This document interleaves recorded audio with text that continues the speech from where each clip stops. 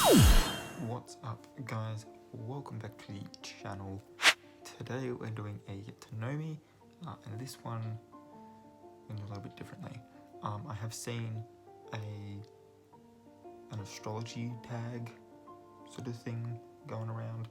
It's got some really weird questions, some that, like, yeah, make sense for doing something of this sort, and then others that are just like, well, what, and like, sure, answering that gets you content, but like, why do we need to know it? So I'm going to do mine a little bit differently, but it's essentially going to be that. Instead of just telling you my big three, I'm going to tell you my everything, basically. So let's dive into it. Obviously, we're going to start with star signs. I'm going to start with my birth chart. Already mentioned the big three, so let's get into this. My big three are my Libra sun, my Virgo moon, and my Sagittarius rising. But like I said, I'm going to tell you guys everything. So I have actually taken screenshots from my co-star birth chart thing. Got them on my tablet here in front of me. I'm going to simply read what they say back to you guys. So the sun determines your ego, your identity, and sort of overall your quote-unquote role in life. It's the core of who you are, and is the sign that you most likely already know. It's sort of whenever anyone asks you what's your star sign, what they're really asking you is what's your sun sign. My sun is in Libra, as I mentioned before, meaning that I am fundamentally oriented towards fairness and justice, which,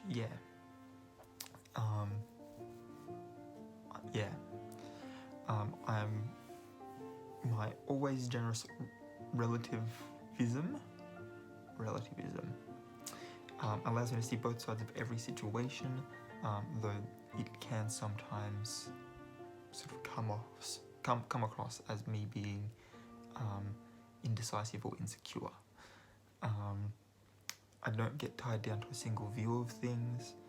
I frequently ask questions and rethink my own view on things. I'm more impressionable than I appear, it says here.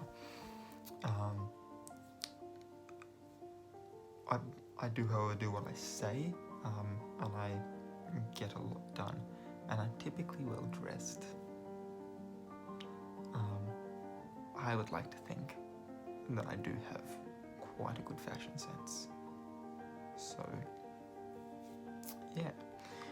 My moon is in Virgo, as I mentioned before. So the moon rules emotions, your moods, your feelings, which makes a lot of sense because it affects the tides and the waters of the earth, and water is, as far as elements are concerned, the element of emotions. So obviously the moon is going to rule and influence those the most.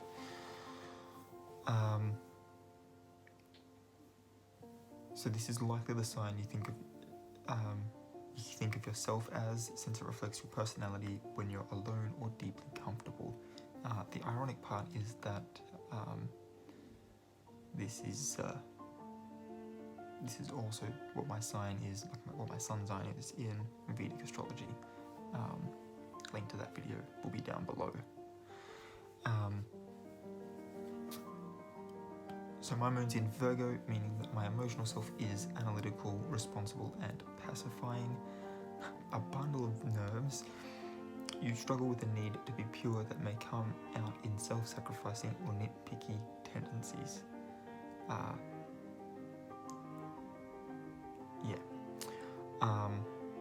That's always fun. Always fun.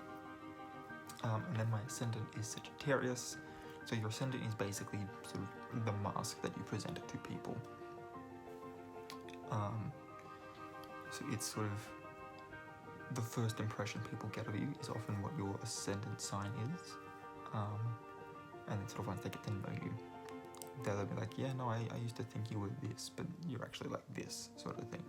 Unless somehow, and I think this could be possible, to have your ascendant and your sun sign be the same. I think that's possible.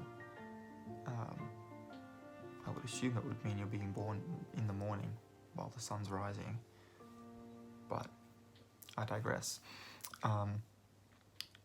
Your ascendant can also be seen as your personal style and how you come off to people when you first meet them. Like I said, some people say it's less relevant as you get older.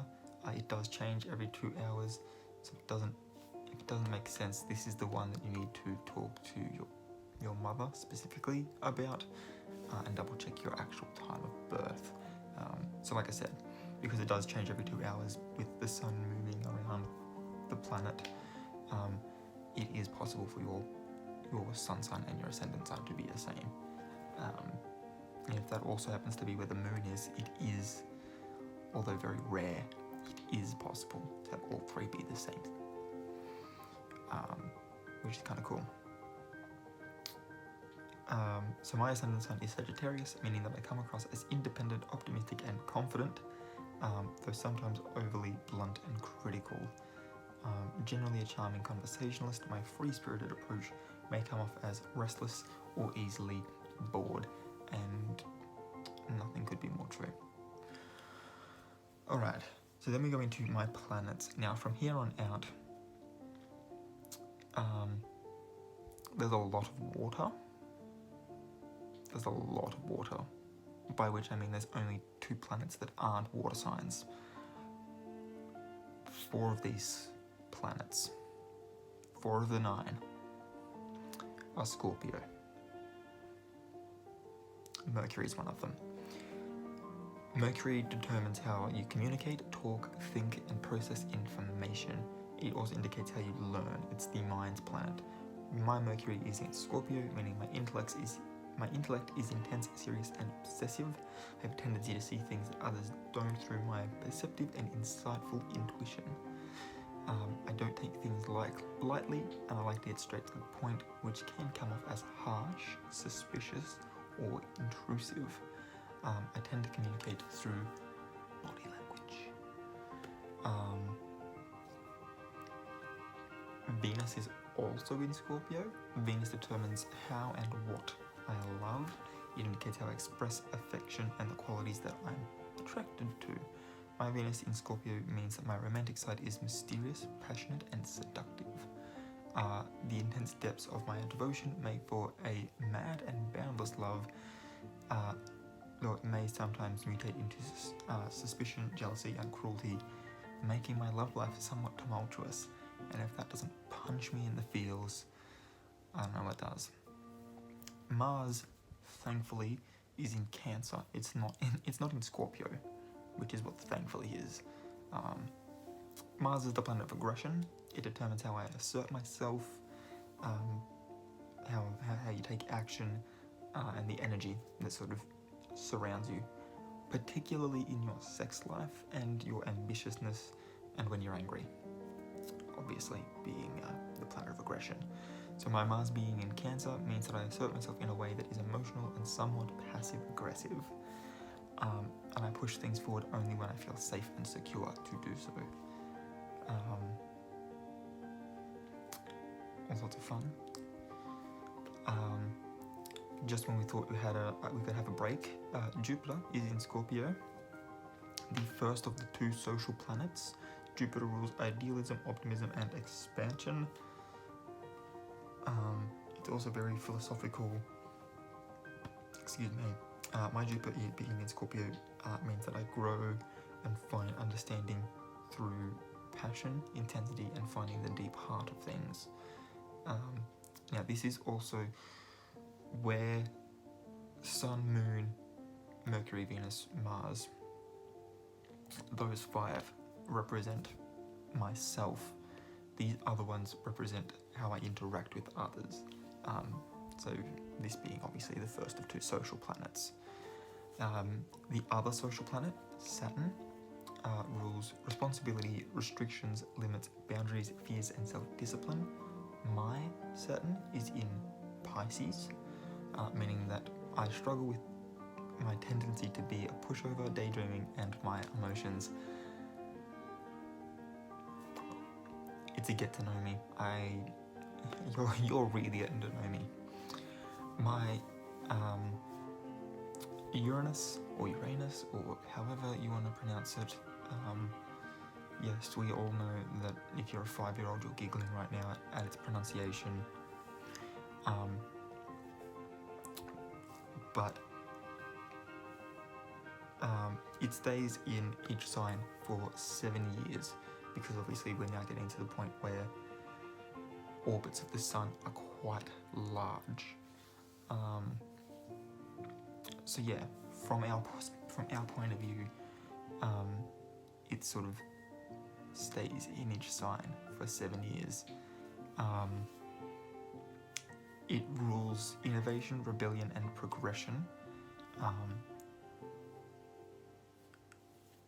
My Uranus is in Capricorn. This is the only sign in my thing that's not a water sign. We have one more that's in Capricorn.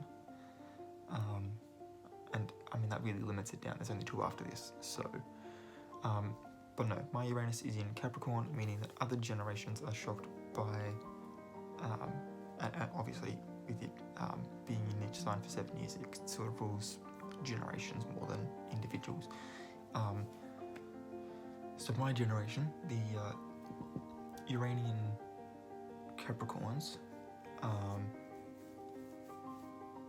shock other generations with our sense of responsibility, our seriousness, our rationality, and our hunger for power.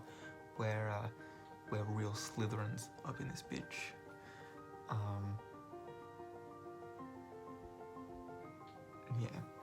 Now obviously all of these as well are sitting in different houses. I'm not reading those particular parts because I don't know if it's just how CoStar writes those bits, but they just don't make sense half the time. It's kind of like a copy-paste situation, and it doesn't make a whole heap of sense. Neptune is the other one that's in Capricorn. It stays in each sign for 14 years.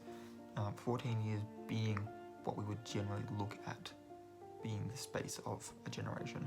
For instance, 1982 to 1996 being the millennials. That's 14 years. Technically it's 15 years, but technicalities.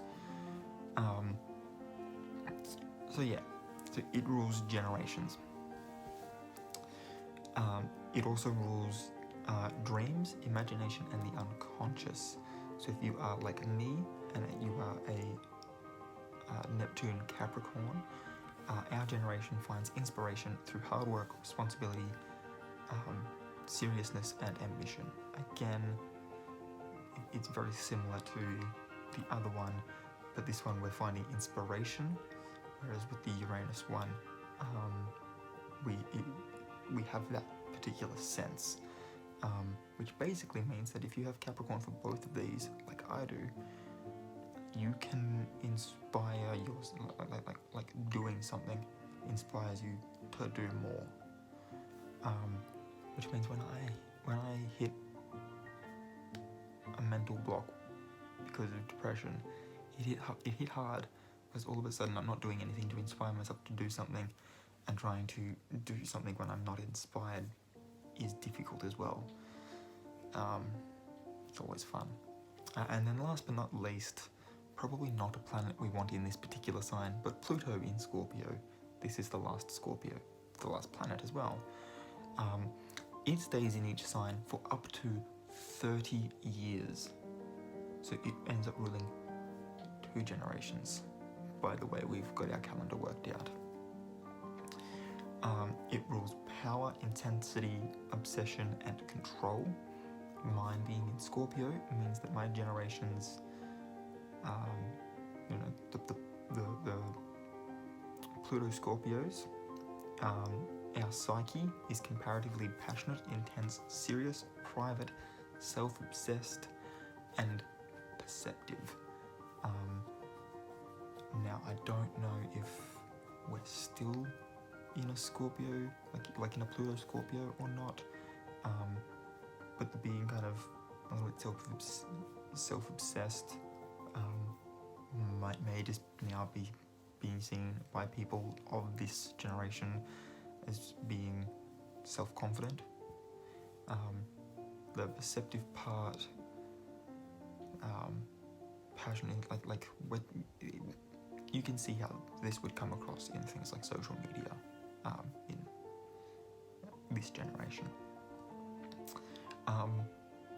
So those are my planets. However, I told you I was going to do the everything. So, Chinese zodiac. You have 4 animals. You have your outer animal, which is how others see you. It's essentially it's the one you will know. So in that regard, it's kind of like your sun sign, but it's also basically filling the same role as ascendant. It's how others perceive you. It's your mask. It's the very outer layer of who you are. There's then your inner animal, which is how you see yourself. There is then your secret animal, which is generally seen as being sort of like the who you want to be. So these are the qualities that you try to embody, and then you have your true animal, number 4, and this is who you really are. So my outer animal is a dog, which means that others see me as being loyal, courageous, warm, responsible, smart, and realistic. I inspire confidence in others. However, I lack stability. I can easily find fault in myself and in others, and I can have a pretty harsh tongue sometimes. That is to say that my words are sometimes not so nice, which only sits with being a Libra Sun too well, with their trying to be honest and fair to everybody. So my inner animal is a rooster, which means I see myself as a deep thinker, as being honest, bright, communicative, warm-hearted. I see that myself as having a high self-worth, and as being very independent, to the point where I don't actually like asking for help. I'm all too happy to offer it to others, but the second I have to accept it, I'm not gonna lie to you, it does hit the ego a little bit hard in ways we don't enjoy a whole heap. It also means that I see myself as having difficulties relating to others, and that I assume I'm always right, which, not for nothing, but I've also yet to prove myself wrong a lot of the time. I am happy to be proven wrong, and I will quite happily, say so when I found out that I'm not be like, oh yeah, by the way, I was wrong. This is the actual truth. But if I know something and I say it, and you're like, no, it's not, no, I know I'm right. Being a deep thinker also means that I look into these things just to make sure that my thinking is on the right track. My secret animal is a pig or a boar, depending on exactly what you're looking at. This means that I would like to be diligent, courageous, honest, chivalrous, gallant. I would also like to be tolerant, calm, and optimistic. I would like to be someone that hates conflict, and for the most part I don't enjoy conflict, but if I need to stand up for myself or someone else, I will stand up. Like, to the bitter end, I will stand up. I would also like to be someone who doesn't lie, and I try not to. Problem is, my brain has this funny thing of being able to trick itself into believing that the wrong things are the right things. See the assume I'm always right part.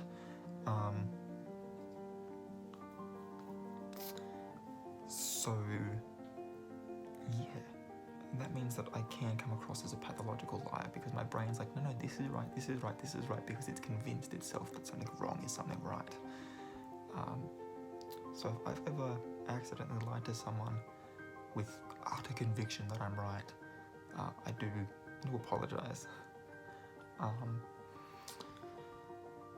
It also means that who I want to be can kind of be naive, impulsive, and also not know when to draw the line.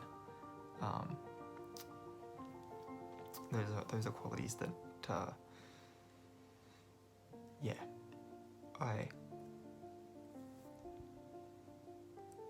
excuse me.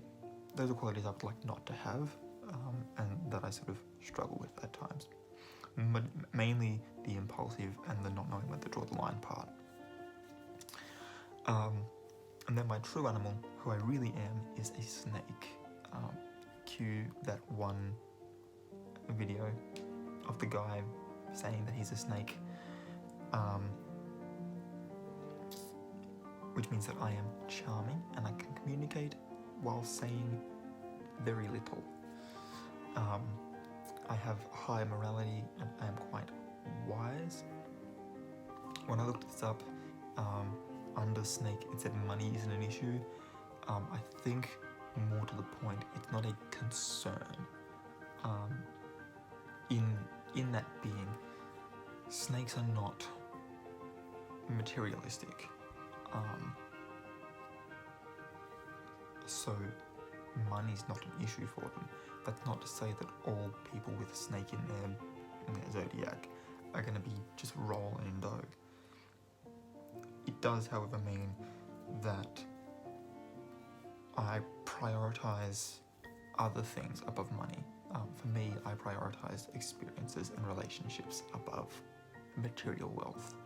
I would rather have an emotional and a mnemonic wealth. If you haven't heard that word before, mnemonic basically is just referring to memories. I would like to have experienced things and have made memories, basically. It also, however, does mean that I can be jealous, suspicious, and I can very much overdo things. Cool. We've already seen I did Vedic astrology quite recently, and we saw in that I was Kanya, which is Virgo. Essentially, we would just fill in what my sun sign is on CoStar with whatever Virgo would say. And that, other than that, like, there were a couple of things that changed, a couple of things that didn't in my star sign, in my birth chart. It would be very interesting to see if CoStar would do Vedic astrology. Like, I wonder if you could pick whether you choose the sidereal or tropical zodiac. CoStar people, if you're watching this video, maybe make that an option. That'd be kind of cool. Now this is where we really dive into other zodiacs. The Aztec Zodiac, my sign is Kapakli, which is the crocodile, and it is associated with the god Xochiquetzal, who was essentially like the god of love, beauty, flowers, essentially Aphrodite, or Venus. The weird part there being that Venus is associated with Libra, which is my sun sign. Xochiquetzal is also the patron god of artists. We will come back to that as well, because there's some things. My Mayan sign is I don't know which way around this is actually supposed to be. Some have given me the sign of Ke, which is the deer, as being my birth sign. Some have given me the bat, Zots. When I get the deer, Zots is at the beginning of the year. My birthday is in October, so at the beginning of the year would have been roughly when I was conceived. So I don't know if on those readings I should be looking at date of conception instead of date of birth. And I do bring that up now because there are some, like my ones we'll get into in a second, that do specifically look at your date of conception rather than your date of birth. There is a particular site that I will be leaving in the description for that one that already has that figured out for you. Although on those situations you've got to look at your what your date of birth would have been, sort of thing. We'll get to that in a second. If it is in fact Zots, it's quite strange. So Zots or Kamazots is, if you've seen on the internet the image of what looks like an ancient Mayan Batman suit, that's the armor of Kamazots, essentially.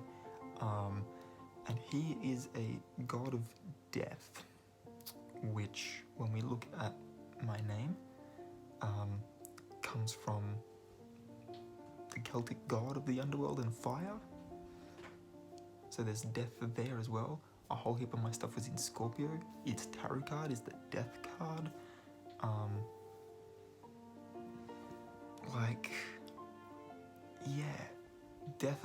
Death and love. And then like an artistic expression is basically what it comes down to with me. Really weird. To the point where when we look at my totem animal from Native Americans, and in this case we're looking not at South America with the Mayans, not at Central America with the Aztecs, but North America, with like the Sioux, the Apache, or the Cherokee, the Navajo. My totem animal is either, and it really sort of depends on where you look at this from, is either the falcon or the raven. If we go with the raven, again, we're looking at an animal who is believed in a multitude of cultures to be a harbinger of death. Ravens sit at Odin's side. Odin is quite wise. Wisdom was part of what comes through as my snake. And it's also one of the key ideas behind my Hogwarts house of obviously being a Ravenclaw, which is interesting. My spirit animal, and this just hammers that particular part home, is an owl. And the other reason that I bring that up is owls are sacred to Athena in Greek mythology, and she was not only the goddess of wisdom, but she was also a weaver, and therefore one of the many patron gods of artists, just like Xochitl. My Celtic animal is the butterfly, which again we're looking at like rebirth, a new life, all that sort of stuff, which is what the death card means. We've already touched on where that then leads. So the butterflies are kind of in a backwards way reminiscent of death. And then my tree sign, my Druidica tree sign, and this is the one where you have to take your date of conception. In some cases, some websites will already tell you that they've already done that for you, so you just have to look for your birthday. But mine is Luesh, or the Rowan tree, is represented by the Olm letter L,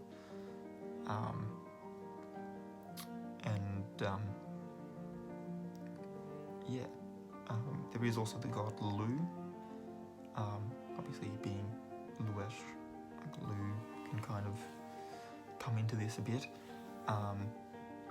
who was also the god of artists. He was also similar to Athena, a war god.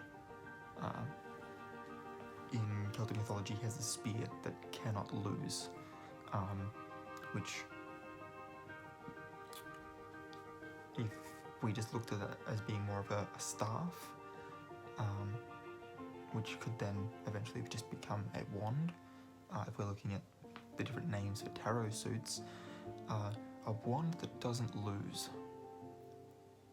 ever. Yeah.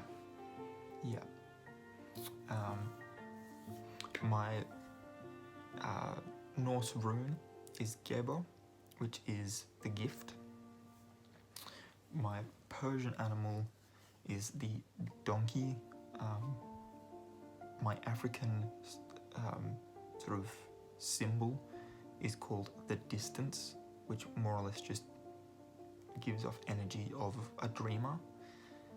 And then my Egyptian